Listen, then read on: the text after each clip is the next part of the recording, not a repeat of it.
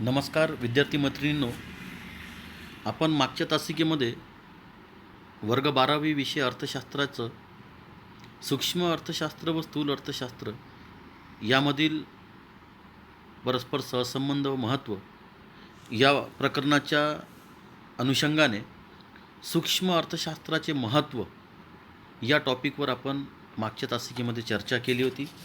तर विद्यार्थी मैत्रिणींनो, आज आपल्याला स्थूल अर्थशास्त्राचा अर्थ, त्याचे संपूर्ण बारकावे आजच्या या तासिकेमध्ये आपल्याला अभ्यासायची आहे. आता स्थूल अर्थशास्त्र मुळात याचा उगम ग्रीक एक शब्द आहे, ग्रीस ज्याला आपण म्हणतो. जगात दोन संस्कृती फार जुन्या, एक भारताची संस्कृती आणि एक ग्रीस किंवा त्याला ग्रीक असं म्हणतो. तर स्थूल अर्थशास्त्राला इंग्रजीमध्ये मॅक्रो इकॉनॉमिक्स असं म्हणतात. Macro, MACRO, macro. आता हा जो मॅक्रो शब्द आहे हा मायक्रस या शब्दापासून उद्भवलेला आहे, जन्मलेला आहे. मायक्रस हा सुद्धा एक इंग्रजी शब्द आहे. मायक्रसचं मॅक्रोसमध्ये रूपांतरण झालं आणि मॅक्रोस म्हणजे MAKROS हा मॅक्रोस शब्द ग्रीक शब्द आहे. त्याचं स्पेलिंग काय आहे? मॅक्रोसचं MAKROS, मॅक्रोस. या मॅक्रोसचं जो की ग्रीस शब्द आहे, त्या ग्रीस शब्दाचं रूपांतरण मॅक्रोमध्ये झालं. MACRO. आणि मॅक्रो म्हणजे स्थूल किंवा मोठा असा होतो. आता स्थूल अर्थशास्त्राचा उपयोग सर्वप्रथम, महत्त्वाचा मुद्दा आहे, स्थूल अर्थशास्त्राचं वापर किंवा उपयोग सर्वप्रथम रॅग्नर फ्रिश नावाचा एक अर्थतज्ञ आहे, त्यांनी इसवी सन 1933 केलेला आहे. सर्वप्रथम स्थूल अर्थशास्त्राचा उपयोग कोणी केलेला आहे? रॅग्नर फ्रिश, जो की एक अर्थतज्ञ आहे. कोणत्या वर्षी केलेला आहे? इसवी सन 1933 केलेला आहे. आता मायक्रोस असेल, मॅक्रोज असेल किंवा मॅक्रो किंवा स्थूल अर्थशास्त्र, याचा अर्थ मोठा किंवा एकूण अथवा स्थूल असा होतो. यावरून स्थूल अर्थशास्त्र म्हणजे अर्थव्यवस्थेतील मोठ्यात मोठ्या भागाची चर्चा करणारा शास्त्र. स्थूल अर्थशास्त्रात कधीच व्यक्तिगत आर्थिक घटकांचा अभ्यास होत नाही, किंबहुना अर्थव्यवस्थेतील संपूर्ण आर्थिक घटक एकत्रित करून त्यांचा अभ्यास स्थूल अर्थशास्त्रामध्ये केला जातो. उदाहरणार्थ, एकूण रोजगार असेल, राष्ट्रीय उत्पन्न असेल, राष्ट्रीय उत्पादन असेल, जसं इथे दिलेलं आहे. उदाहरणार्थ, एकूण रोजगार, राष्ट्रीय उत्पन्न, राष्ट्रीय उत्पादन, एकूण गुंतवणूक, एकूण उपभोग, एकूण बचत, सर्वसाधारण किंमती, व्याजदर पातळी, व्यापार चक्रातील चढउतार, व्यवसायातील चढउतार इत्यादी स्थूल अर्थशास्त्राच्या कक्षेमध्ये अभ्यासाकरता निवडले जातात. म्हणजे स्थूल अर्थशास्त्र हा समाजातील लहानात लहान घटकाचा अभ्यास न करता मोठ्यात मोठ्या भागांना एकत्रीकरण करून त्याचं विश्लेषण आणि त्याचा अभ्यास करण्याचं काम करतो. उदाहरणार्थ, एका विशिष्ट व्यक्तीच्या रोजगार पातळीचा अभ्यास स्थूल अर्थशास्त्रात केला जात नाही, तर स्थूल अर्थशास्त्रामध्ये एकूण रोजगाराचा, विशिष्ट कुटुंबाच्या विशिष्ट व्यक्तीच्या उत्पन्नाचा अभ्यास स्थूल अर्थशास्त्रात केला जात नाही, तर एकूण राष्ट्रीय उत्पन्नाचं, विशिष्ट व्यक्तीच्या उत्पादनाचं किंवा कंपनीच्या किंवा एखाद्या विशिष्ट उत्पादन कंपनीचं अभ्यास स्थूल अर्थशास्त्रात केला जात नाही, तर देशात जेवढेही कार्यरत वस्तूचं निर्माण करणारे उत्पादक असतील त्या सर्व उत्पादकांचा, अर्थात राष्ट्रीय उत्पादनाचं अभ्यास स्थूल अर्थशास्त्रामध्ये केला जातो. एखाद्या विशिष्ट व्यक्तीची गुंतवणुकीचं चर्चा किंवा अभ्यास स्थूल अर्थशास्त्रात केला जात नाही, तर देशातील जेवढेही उत्पादन कार्यामध्ये कार्यरत उत्पादक असतील, ज्यांनी उत्पादन कार्याकरिता आपल्याजवळची रक्कम गुंतवणूक केलेली आहे भांडवल म्हणून, अशा सर्व एकूण गुंतवणुकीचा अभ्यास स्थूल अर्थशास्त्राच्या अभ्यास विषयामध्ये केला जातो. एकूण उपभोग, विशिष्ट ग्राहकाच्या वस्तूच्या उपभोगाची चर्चा किंवा अभ्यास स्थूल अर्थशास्त्रात केला जात नाही. किंबहुना देशातील जेवढेही नागरिक असतील, जेवढेही लोकसंख्या असेल, जेवढेही ग्राहक असतील, ज्यांनी आपली गरज पूर्ण करण्याकरिता विविध प्रकारच्या वस्तूचा उपभोग केलेला आहे, अशा एकूण उपभोगाच्या मात्रेचा अभ्यास स्थूल अर्थशास्त्राच्या अभ्यास विषयात होतो. बचत एखाद्या विशिष्ट कुटुंबाची, एखाद्या विशिष्ट व्यक्तीची, याची चर्चा किंवा याचा अभ्यास स्थूल अर्थशास्त्रात केला जात नाही. तर देशातील नागरिकांनी प्राप्त केलेलं उत्पन्न, त्या उत्पन्नातून खर्च केलेली रक्कम व शेष बचत राहिलेली रक्कम अर्थात एकूण बचत, या एकूण बचतीचा अभ्यास स्थूल अर्थशास्त्राच्या अभ्यास विषयामध्ये केला जातो. विशिष्ट वस्तूच्या किंमतीचा अभ्यास स्थूल अर्थशास्त्रात केला जात नाही. तर बाजारात विक्रीस उपलब्ध असलेल्या सर्वच वस्तूच्या सर्वसाधारण किंमतीचा अभ्यास स्थूल अर्थशास्त्रामध्ये केला जातो. एखाद्या विशिष्ट व्यक्तीच्या भांडवलाच्या व्याजदराचा अभ्यास स्थूल अर्थशास्त्रात केला जात नाही. तर देशातील जेवढेही भांडवलदार आहेत, ज्यांनी उत्पादन कार्यात आपलं भांडवल निवेश केलेला आहे, इन्व्हेस्ट केलेला आहे, गुंतवणूक केलेली आहे, अशा एकूण व्याजदर पातळीचा अभ्यास स्थूल अर्थशास्त्रात केला जातो. व्यापार चक्रातील चढ उतार, तेजीची परिस्थिती असेल, मंदीची परिस्थिती असेल, अशा एकूण व्यापार चक्रातील चढ उताराचा सुद्धा अभ्यास स्थूल अर्थशास्त्रात केला जातो. व्यवसायातील चढ उतार, व्यवसायामध्ये तेजी मंदीची स्थिती असेल, नफा व तोट्याची स्थिती असेल, अशा एकूण व्यवसायातील सर्व व सर्वकष चढ उताराचा अंतर्भाव किंवा समावेशन स्थूल अर्थशास्त्राच्या अभ्यास विषयामध्ये प्रामुख्याने केल्या जातो.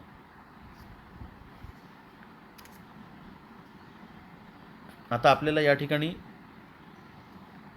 काही व्याख्या अर्थतज्ञांच्या प्रकट केलेल्या आहे, त्याचा अर्थ समजून घ्यायचा आहे. पहिली व्याख्या प्राध्यापक J.L. हॅन्सेन यांची व्याख्या या ठिकाणी प्रकट केलेली आहे. काय म्हणतात ते? स्थूल अर्थशास्त्र ही अर्थशास्त्राची अशी एक शाखा आहे की ज्यात एकूण रोजगार, एकूण बचत, एकूण गुंतवणूक, राष्ट्रीय उत्पन्न यासारख्या मोठ्या समुच्चयाचा व त्यांच्यातील परस्पर संबंधाचा विचार करण्यात येतो. लक्ष द्या.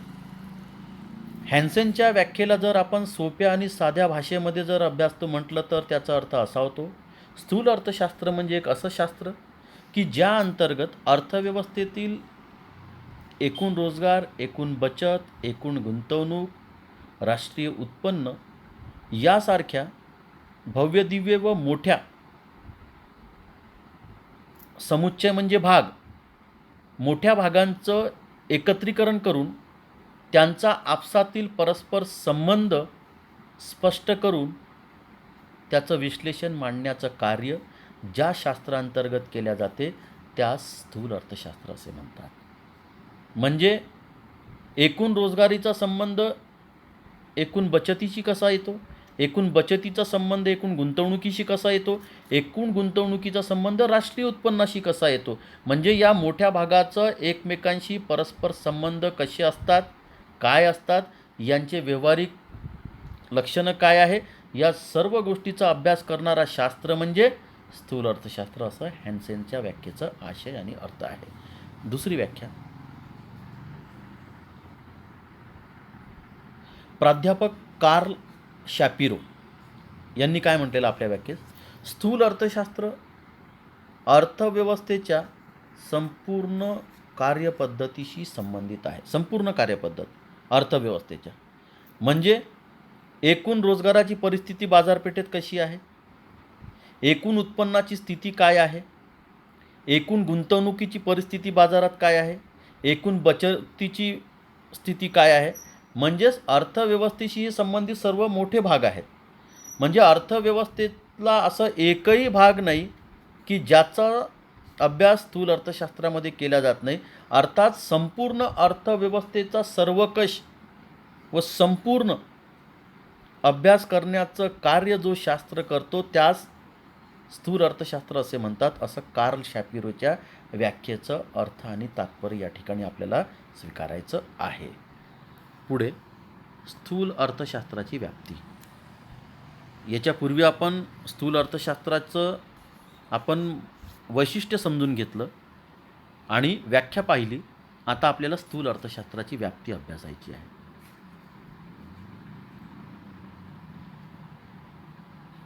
लक्ष द्या. स्थूल अर्थशास्त्राची व्याप्ती 4 प्रमुख मुद्दे या ठिकाणी दिलेले आहे. पहिला मुद्दा उत्पन्न व रोजगार सिद्धांत. व्याप्तीमध्ये 4 प्रमुख मुद्दे आलेले आहे आणि त्या 4 प्रमुख मुद्द्याचे पुन्हा 3 उपप्रमुख मुद्दे म्हणजे 7 एकंदरीत भाग स्थूल अर्थशास्त्राच्या व्याप्तीमध्ये व्यापलेले आहे. पहिला आहे उत्पन्न व रोजगार सिद्धांत. दुसरा सर्वसाधारण किंमत सिद्धांत व भाववाढ. पहिलं काय होतं? उत्पन्न व रोजगार सिद्धांत. दुसरं सर्वसाधारण किंमत सिद्धांत व वस्तूंची भाववाढ. तिसरं आर्थिक वृद्धी व विकासाचे सिद्धांत. तिसरा मुद्दा काय आहे? व्याप्ती अंतर्गत स्थूल अर्थशास्त्राच्या आर्थिक वृद्धी व विकासाचे सिद्धांत. चौथं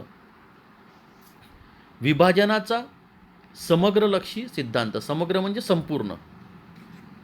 विभाजनाचा समग्रलक्षी सिद्धांत. म्हणजे 4 प्रमुख व्याप्तीचे विषय आहे स्थूल अर्थशास्त्राच्या व्याप्तीचे. पहिलं उत्पन्न व रोजगार सिद्धांत. दुसरं सर्वसाधारण किंमत सिद्धांत व वस्तूची भाववाढ. तिसरं आर्थिक वृद्धी व विकासाचे सिद्धांत. चौथं विभाजनाचा समग्रलक्षी सिद्धांत. आता या ठिकाणी उत्पन्न व रोजगार सिद्धांताचा एक ॲरो या ठिकाणी दिलेला आहे खाली. उत्पन्न व रोजगाराचं काय आहे? उपभोग फलनाचा सिद्धांत. दुसरं गुंतवणूक सिद्धांत.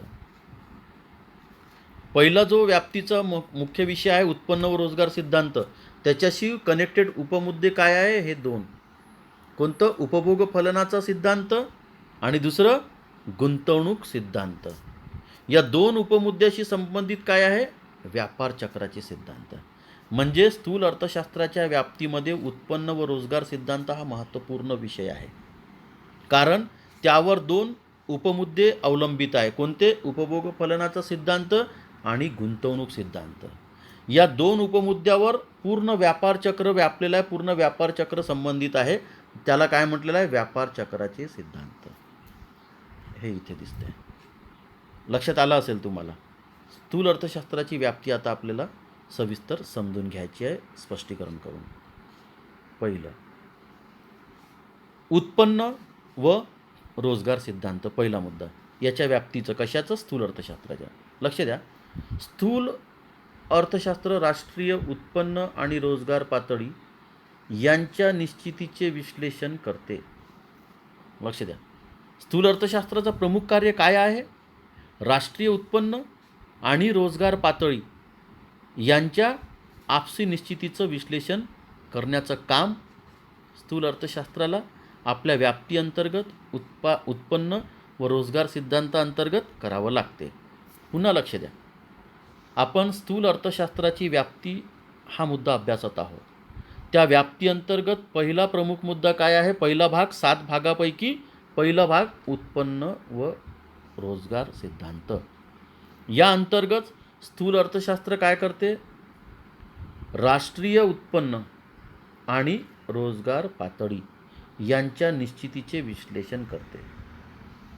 म्हणजे राष्ट्रीय उत्पन्नाची स्थिती व रोजगार पातळीची स्थिती कशी निश्चित होईल, काय निश्चितता आहे हे समजून घेण्यासाठी उत्पन्न व रोजगार सिद्धांत स्थूल अर्थशास्त्राच्या व्याप्ती अंतर्गत आपल्याला मार्गदर्शन करते. तसेच यासोबतच उत्पन्न, उत्पादन, बेरोजगार पातळीतील बदल किंवा चढउतार यांची कारणे स्पष्ट करते. लक्ष द्या. स्थूल अर्थशास्त्र आपल्या व्याप्तीअंतर्गत महत्त्वपूर्ण कार्य पहिलं जर कोणतं करत असेल तर राष्ट्रीय उत्पन्न आणि रोजगार पातळी यामधला यांची जी निश्चिती आहे त्याचं विश्लेषण करते. हे विश्लेषण करताना त्यात उत्पन्न, उत्पादन, बेरोजगार पातळीतील बदल किंवा त्यातील होणारा चढउतार यांची सविस्तर कारणेसुद्धा स्पष्ट करते. त्यानंतर रोजगार पातळी कशी निश्चित केली जाते हे समजून घेण्यासाठी उपभोग फलन आणि गुंतवणूक फलन यांचा अभ्यास करावा लागतो. लक्ष द्या. रोजगार पातळी कशी निश्चित होते? रोजगाराची पातळी अर्थव्यवस्थेत कशी निर्माण होते ते समजून घेण्यासाठी उपभोग फलन आणि गुंतवणूक फलन यांचा सखोल अभ्यास करण्याची आवश्यकता सुद्धा स्थूल अर्थशास्त्राच्या व्याप्तीअंतर्गत निर्माण होते. व्यवसायातील बदलाचे सिद्धांत हा उत्पन्न व रोजगार सिद्धांताचा एक भाग आहे. लक्ष द्या. व्यवसायातील बदलाचे सिद्धांत, व्यवसायातील बदल, व्यवसायामध्ये बदल होत असतात. जसं पूर्वी जुनी उत्पादन पद्धत होती, आता आधुनिक उत्पादन पद्धत आलेली आहे. पूर्वी कापूस हा चरख्यावर असं त्याचं सूत बनवलं जात होतं.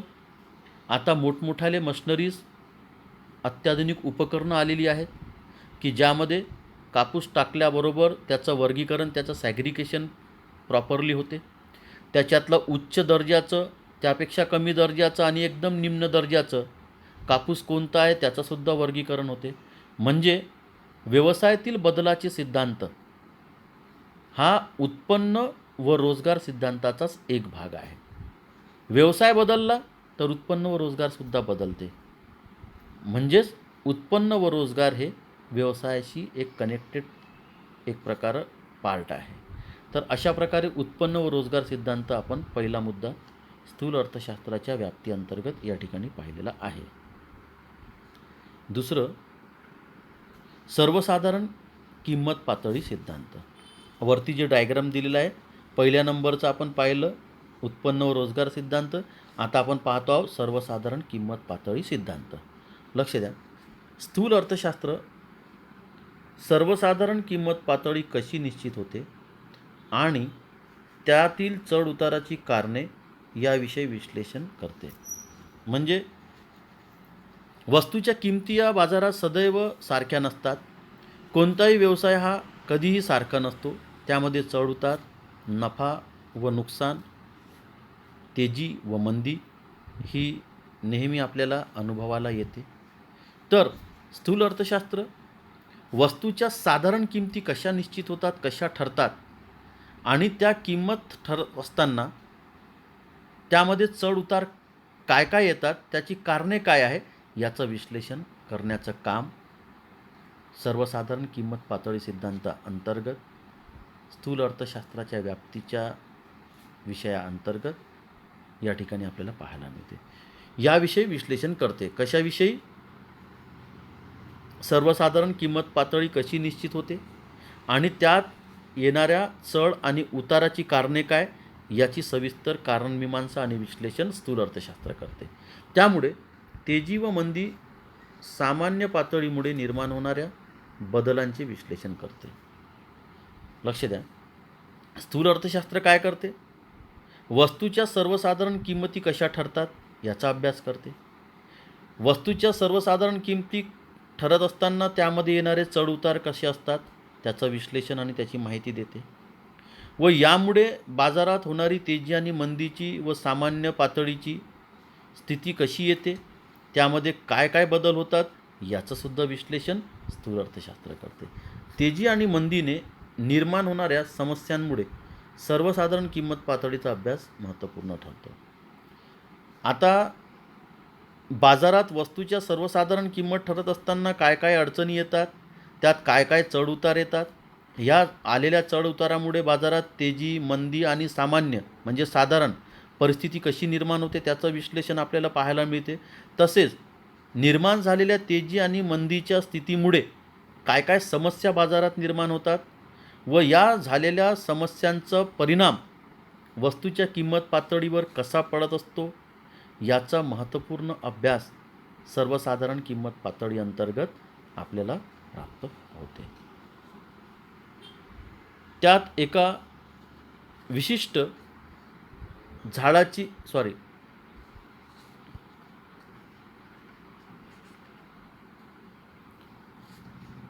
तिसरा मुद्दा आर्थिक वृद्धी व विकासाचे सिद्धांत. तिसरा मुद्दा कशाचं? स्थूल अर्थशास्त्राच्या व्याप्तीचं. स्थूल अर्थशास्त्रात विकसित आणि विकसनशील देशातील आर्थिक वृद्धी व विकासासंबंधित सिद्धांताचा समावेश होतो. लक्ष द्या, स्थूल अर्थशास्त्रामध्ये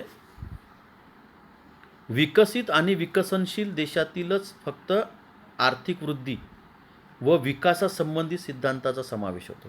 आर्थिक विकास म्हणजे आर्थिक वृद्धीचा फक्त चर्चा केली जात आहे यामध्ये, लक्षात घेतलं पाहिजे, आर्थिक विकासाचा नाही. आणि केवळ प्रगत, विकसित आणि विकसनशील देश, अविकसित देशाच्या अर्थव्यवस्थेचा विचार आणि अभ्यास आणि व्याप्ती स्थूल अर्थशास्त्राच्या कक्षेमध्ये येत नाही. म्हणून स्थूल अर्थशास्त्रात विकसित आणि विकसनशील देशातील आर्थिक वृद्धी व विकासासंबंधित सिद्धांताचा समावेश होतो. त्यात अल्पविकास आणि दारिद्र्य याची कारणे व कार्यपद्धतीचे स्पष्टीकरण केले जाते.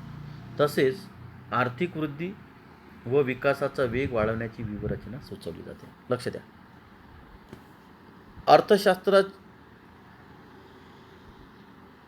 स्थूल अर्थशास्त्राची व्याप्ती हा मुद्दा आपण या ठिकाणी अभ्यासतो आहोत. या अंतर्गत आपण आर्थिक वृद्धी व विकासाचे सिद्धांत हा टॉपिक अभ्यासतो आहोत. यामध्ये तिसरा जो मुद्दा दर्शविलेला आहे, स्थूल अर्थशास्त्रात फक्त आणि फक्त विकसित आणि विकसनशील देशातील आर्थिक वृद्धी व विकासासंबंधित सिद्धांताचा समावेश होतो. कोणकोणतं? विकसित आणि विकसनशील देशातील आर्थिक वृद्धी व विकासासंबंधित सिद्धांताचा समावेश आर्थिक वृद्धी व विकासाच्या सिद्धांतात केला जातो. तत्सोबतच फक्त अल्पविकास म्हणजे कमी झालेला विकास आणि दारिद्र्य म्हणजे गरिबी याची कारणे काय व कार्यपद्धतीचे स्पष्टीकरण, तसेच आर्थिक वृद्धी व विकासाचा वेग कसं वाढवता येईल, कसं वाढवावा याची उपाययोजना, याचा मसुदा आखून याची धोरणाची आखणी करून व्यूहरचना करून उपाय सुचवले जाते. म्हणजे स्थूल अर्थशास्त्राच्या व्याप्तीमध्ये विकसित आणि विकसनशील देशातील आर्थिक वृद्धी व विकासासंबंधी सिद्धांताची चर्चा केली जाते. तसोबतच अल्पविकास आणि दारिद्र्याची कारणे काय आहे व त्याची कारणे शोधून कार्यपद्धतीचे स्पष्टीकरण केले जाते. तसेच आर्थिक वृद्धी व विकासाचा वेग कसं वाढवता येईल याचं मार्गदर्शन करण्यात येते.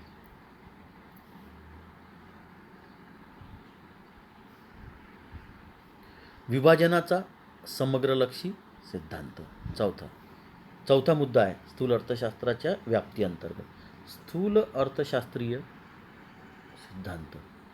एकूण राष्ट्रीय उत्पन्नातील खंड, वेतन, व्याज व नफा यांच्याशी संबंधित सापेक्ष भागाशी निगडीत आहे. लक्ष द्या, विभाजनाचा समग्रलक्षी सिद्धांत.